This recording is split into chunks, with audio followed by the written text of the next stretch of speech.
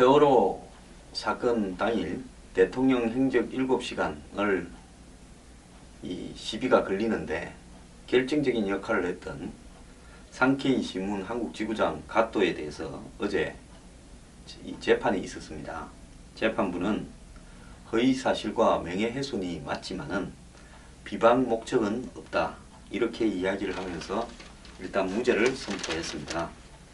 자, 무죄를 선포한 부분의 중요한 이유는 칼럼 내용은 객관적인 사실에 부합하지 않는 허위이고 박 대통령의 명예를 훼손한 게 분명하다. 하지만 칼럼이 대통령의 행적이라는 공적 관심사를 다룬 데다가 애초에 비방하려고 의도를 가지고 쓴 게 아닌 이상 보호해야 될 언론 자유의 영역에 해당된다, 이렇게 봤습니다. 자, 이 부분에 대해서 굉장히 불만스러운 사람도 있겠지만요, 이거는 사실 이렇게 결론이 날 수밖에 없는 문제입니다. 왜 그런 거 하니, 가또를 한국 법정에 세워가지고 처벌을 하면 한일 간에 그러지 않아도 과거사 문제니 뭐니 해가지고 꼬여있는데 엄청나게 더 꼬일 뿐만 아니라 또 한국 정부가 외국의 언론인 지국장을 사법 처리해서 징역형을 살렸다, 한번 보십시오.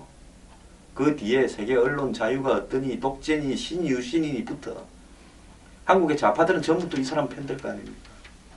뭐 세계 기자협회인가 뭐 이쪽 IPU인가 뭐부터 나서고 별의 일을 다 하지 않겠습니까? 이런 여러 가지를 고려를 해서 참 대통령을 조롱하면서 사실관계도 안 한 언론인에게 그냥 무죄를 선고해 준 겁니다. 그래서요, 참 남의 나라 언론인이 자국의 대통령을 이렇게 비난을 해도 이런저런 현실적인 문제를 생각하면 풀어줄 수밖에 없는 게 이 현실입니다.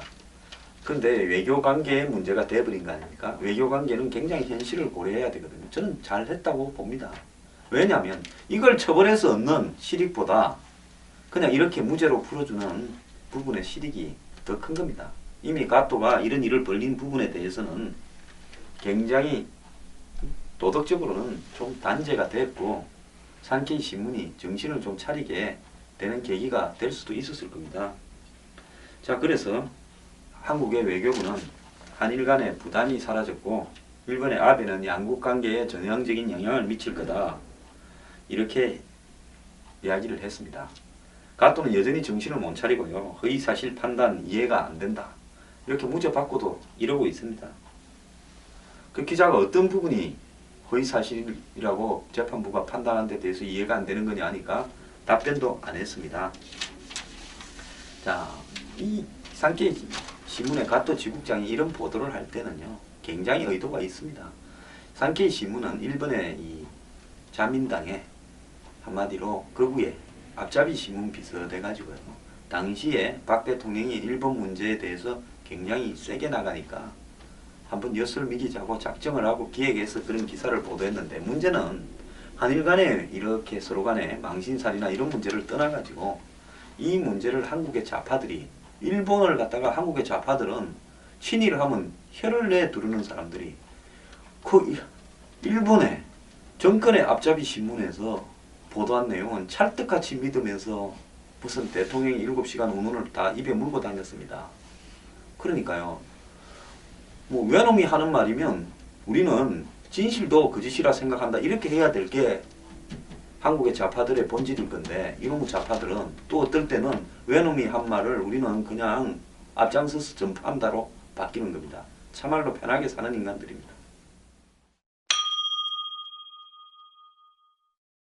대통령 한 명이 잘못되면 나라를 망치는 속도가 빛의 속도보다도 더 빠르게 망칠 수 있다는 게 지금 아프리카 남아공화국에서 지금 입증되고 있습니다. 아프리카에서 제일 잘 사는 나라였죠. 뭐 이 아파르트헤이트라고 해가지고 인종차별 문제, 분리정책 이런 부분 때문에 한동안 고립이 됐습니다만은 결국은 이 만델라 때 이 흑백 간의 화해가 되어서 평화롭게 흑인 정부로 이 정권이 이양이 되었습니다. 그러면서도 백인에 대한 정오 범죄가 별로 나타나지 않고 남아공이 참 발전해 가구나 해서 다들 기대를 하고 있었는데요. 최근에요. 이 주마 대통령이라는 사람이 2009년에 취임을 했는데 지금 6년째 하고 있습니다. 아마 재선이 됐겠죠. 그런데 이 사람이 무능, 독선, 부패를 해가지고 여성 편력의 인사 전형에 실정을 거듭하면서 공무원들을 또 그리스처럼 엄청나게 늘려갔습니다. 그러다 보니까 1인당 GDP가 8,000불을 넘은 적이 2011년인데 지금 다시 5,000불대에 떨어져 버렸습니다. 그리고 GDP 대비 국가 부채가 30% 수준이었는데 48%까지 올라갔습니다. 실업률은 지금 26%에 가까이 가고 있습니다. 이 와중에 남아공 원자재가 많지 않습니까? 근데 세계 경기가 불황이 되고 중국 경제가 쇼크를 받으면서 원자재 가격이 급락하니까 남아공의 경제 규모가 나이지리아보다도 더 작아져 버렸습니다. 그러니까 아프리카에 이제 1등에서 2등이 돼버린 겁니다. 자, 지도자 한 명이요. 나라를 어떻게 끌고 가는가 하는 부분은 우리도 과거에 목격을 했습니다. 얼마나 나라가 순식간에 망쳐지는가 하는 걸 목격을 했는데요. 정말 부패한 사람 뽑지 말아야 되고 사고가 삐딱한 사람 뽑지 말아야 되고 콤플렉스로 가득 찬 사람 뽑지 말아야 됩니다. 참 다음 대선이 저는 걱정입니다. 지금 좀 정상들이 별로 없는 것 같아가지고요. 자식 군대 보내는 사람, 본인 병력 똑바로 한 사람, 더 나아가지고 대기업에 자식 청탁 안 한 사람, 공교육 주장하면서 자식한테는 호화 유학 안 보낸 사람, 이런 사람 좀 뽑아야 안 되겠습니까? 근데 그런 사람이 있을지 걱정이네요.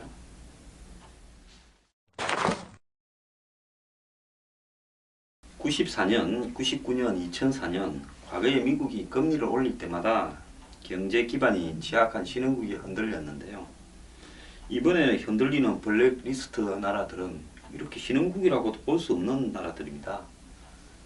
브라질, 러시아, 터키, 남아공 이 네 나라가 지금 미국의 금리 인상으로 경제 위기가 발생할 가능성이 가장 높은 나라 명단에 올라 있습니다. 이제 이 참 브라질이 어떻게 이렇게 됐는가가 굉장히 의아스러운데요. 룰라 대통령이 집권할 때 브라질 경제가 살아나고 노동개혁도 되고 하면서 브라질이 뭐 굉장한 나라로 떠올랐습니다. 자, 여기에 거품이 있다라는 부분을 제가 지적하고 싶은 겁니다. 그 뒤에 여성 대통령이 요세프입니까? 됐는데 뭐 부패부터 탄핵까지 해서 브라질의 요즘 정치가 데모로 날을 세우고 있습니다. 자, 좌파로 가서 이 남미가 발전하는가 했는데 지금 남미의 좌파 국가들 한번 보십시오. 베네수엘라, 또 아르헨티나, 브라질 다 망가지고 있습니다. 곧 머지않아서 또 우경화 열풍이 일 겁니다. 역사에서는 어느 하나에 정답이 없는 겁니다. 이 거의 남미가 좌파 국가로 다 되어갔는데요. 그리고 반미 국가로 되어갔는데 지금 좌파로 해서 성공하는 듯이 보이던 남미의 대표적인 나라들이 다 무너지고 있습니다. 자, 브라질은요. 투기 등급으로 국가 신용 등급이 간등이 되는데 국가 신용 등급이 투기 등급이 되어버렸다 그러면 그 나라에 채권을 사는 거는 투기를 하려면 사라 이 이야기입니다. 그러니까 망할 가능성이 매우 높은데 혹시 샀다가 안 망하면 니 돈 번다 이런 겁니다. 그래서 브라질의 이 달러 빚이 380조인데요. 중국 다음으로 세계 두 번째로 빚이 많은 나라입니다. 미국이 7년 동안 제로 금리를 유지하는 동안에 브라질 기업들이 탱자 거의 이자 없는 미국 돈을 갖다다가 물 쓰듯이 썼습니다. 그래가지고 이제 달러가 강세로 올라가면서 이 달러 금리가 쭉쭉쭉쭉 올라가면 만기 때 원리금 상환이라든지 만기 연장에 어려움이 생길 거 아닙니까? 그러다가 국가 부도가 나게 생긴 겁니다. 그러니까요, 남동 공짜인 줄 알고 갖다 쓰면서 그걸 갖고 파퓰리즘 조성하면서 좌파 정부가 기업들한테 부채질 하다가 지금 부패도 생기고 하면서 난리가 나버린 겁니다. 자, 뭐 이 터키도요 굉장히 어려운데요. 터키도 달러가 싸다고 빚을 탱자 늘린 겁니다. 터키는 경제 성장률이 3%까지 떨어졌습니다. 그런데도요, 터키에 총리하던 사람이 아들로안인가 한 사람이 지금 뭡니까? 이제 대통령까지 돼가지고 강경 이슬람 국가로 몰고 가고 있습니다. 정교 분리의 원칙이 터키의 국부 이 케말 파샤가 내건 건데 그걸 갖다가 잊고요. 이슬람 국가로 만들어가면서 나라 꼬라지 망가지고 있습니다. 러시아는요, 석유 가스로 먹고 살았습니다. 러시아 같이 비행기 만들죠. 수호이기, 뭐 미국이 세계 첨단 전투기도 만들고요. 여객기도 굉장히 잘 만들지 않습니까? 거기에다가 지금 우주 정거장을 지구상에서 운영하는 나라는 러시아밖에 없을 겁니다.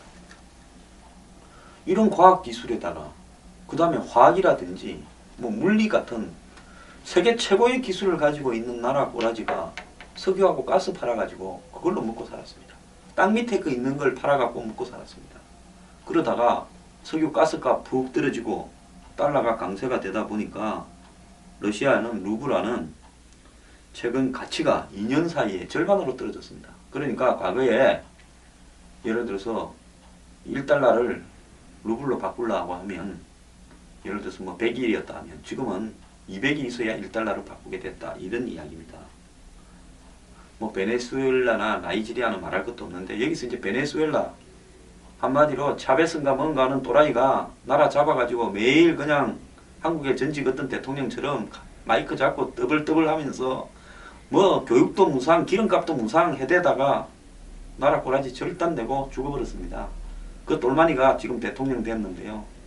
그 인간도 지금 지난번 총선에서 패배해서 머지않아 쫓겨나게 생겼습니다. 그래서 지금 어디서 그러면 터질 거냐? 제가 봤을 때 지금 열거되는 이런 약한 고리에서 미국의 금리 인상의 효과가 터져버릴 겁니다. 왜? 이자가 없는 돈을 갖다다가 물 쓰듯이 썼는데 이제 그 돈이 이자가 올라가고 이제 걷어들이니까 돈 갚아라 하니까 어떻게 되겠습니까? 이자도 내고 돈도 갚아야 되는데 다 돈은 엉뚱데 써버렸어요. 그러니까 이제 죽어나게 생겼다 이런 이야기입니다. 거기에 비교하면 한국은 이 외화 보유액 대비 단기 외채 비중이 31.7%. IMF 때 이런 게 굉장히 약했지 않습니까? 그러니까 외화 보유가 100이라면 단기 부채, 급히 갚아야 될 부채는 31%밖에 안 되는 안전한 수준입니다. 경상수지 흑자 폭도 많은데요. 한국에 위험한 것은 딱 한 개입니다. 가계부채가 너무 크다. 그리고 국가부채에 감추어진 부분이 많다라는 부분입니다. 그래서 이런 부분들을 지금 집중해서 대처를 해야 된다는 거예요. 그리고 가계부채 1200조 중에서 부동산 담보대출이 500조라는 겁니다. 그래서 미국이 금리를 올려가면 한국의 은행들도 지금 오늘 나온 이야기는 따라서 금리를 올리고 벌써 일부 은행은 벌써 올렸대요. 이렇게 금리를 올려갈 건데 이렇게 금리가 올라가면 그 다음부터는 어떻게 되겠습니까?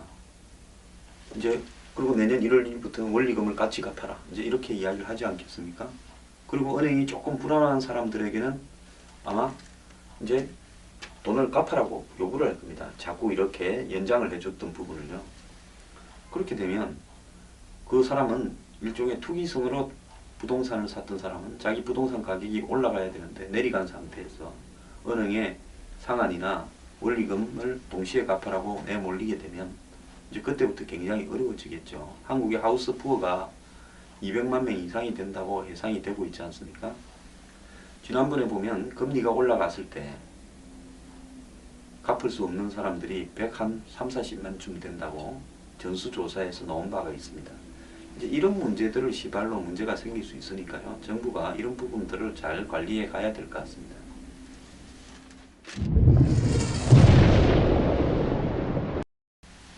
미국의 한 사설 연구기관은 얼마 전에 김정은이 수소폭탄을 개발했다고 뻥을 쳤는데요. 지금은 수소폭탄은 개발하지 못했을 거라 보고는 있습니다. 기존의 북한의 원자폭탄에 수소폭탄에 쓰이는 핵융합 물질을 넣어가지고 폭발력을 강화한 데는 성공한 것으로 보인다는 겁니다. 그러니까 수소폭탄에 쓰이는 물질로 핵폭탄의 위력을 더 세게 만드는 쪽까지는 갔다는 겁니다. 근데 북한이 2020년에는 100킬로톤 정도의 수소폭탄, 즉 히로시마에 떨어졌던 원자폭탄의 5배쯤 되는 그런 성능을 가진 수소폭탄은 개발해서 배치가 가능할 거다 이래 보고 있습니다. 지금 북한은 핵하고 경제 병진 전략을 구사하는데요. 그 말은 간단하게 이야기하면 한국의 언론은 다 뻥치고 있습니다. 핵을 가지고 협박을 해서 돈을 뜯어서 경제를 살리면서 잘 먹고 살자 이 이야기입니다. 그러니까 집에 돈 얼마 있나 하니까 잔고가 한 10,000원쯤 된다면 그러면 한 2,000원만 남기고 8,000원 가지고 그냥 무기 사라. 그래가 8,000원치 무기 사가지고 그 무기 휘둘러서 주변에 삥 뜯어가지고 재산을 한 100배쯤 불리자. 이게 지금 북한의 핵 경제 병진 전략입니다. 근데 기존의 핵 가지고도 만족을 못 해가지고 핵보다 더 폭발력도 좋고 만들기도 일단 개발만 되면 더 쉬운 수소폭탄을 또 가지겠다고 지금 저짓을 하고 있습니다. 근데요, 문제는 요즘 먹고 살기도 어렵고 다 힘들다 보니까 북한에 이런 어떤 핵폭탄이나 수소폭탄을 개발하는데 저지를 하겠다고 나서는 사람이 없습니다. 미국도요, 그러든가 말든가, 러시아도 그러든가 말든가, 중국은 뭐 겉으로는 말리고 뒤로는 부채질하는지 모르겠고요. 일본도 그냥 입으로만 떠들고 앉았고, 우리는 뭐 북한이 맨날 뭐 좀 내놔라 하면 그거 거부한다고 아주 땀 흘리는 상황 아닙니까? 그래서 결국은 북한이 수소폭탄까지 5년 뒤에는 가질 건데 참 갈수록 감당 불가인데요. 내부에서 무너지지 않으면 저거 방법이 없는 것 같습니다.